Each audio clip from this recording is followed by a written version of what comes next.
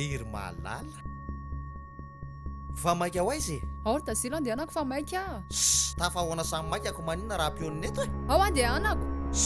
tsy misy mandeha zantsonkoranga eto fa tasilo ino ty ataon'la ty inona koa ny elatraon'la izy fa tsy ela inona fafafahalay eo mahazo ela androany ao ela ty mahazo ela fefa ela mitsy ny andrasako anaty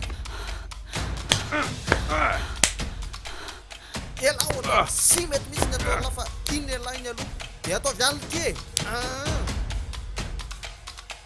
ampialina tsara zay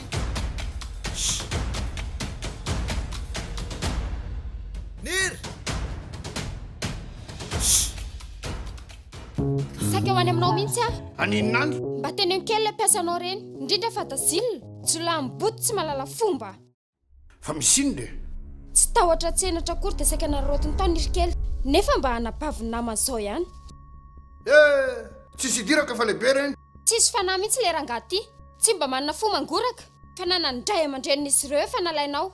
de fady aminao zay angoraka nisy mena ta ty ve fa lasadalasa ahoana e sy ampandrosiny tsena kelinao io atao fa aza miditra amitsy tokony idirana raha endry ianao de mifananan'izy mena ta nalainao io aferina efa sady mpanaroatra amin'ny manabotolona fotsiny ary manaizana angambo izy ty menimenina oatra ny saoana ay moty mombaka hitako ny lozany ratovony tady enieny mamokatra tsisy lanazy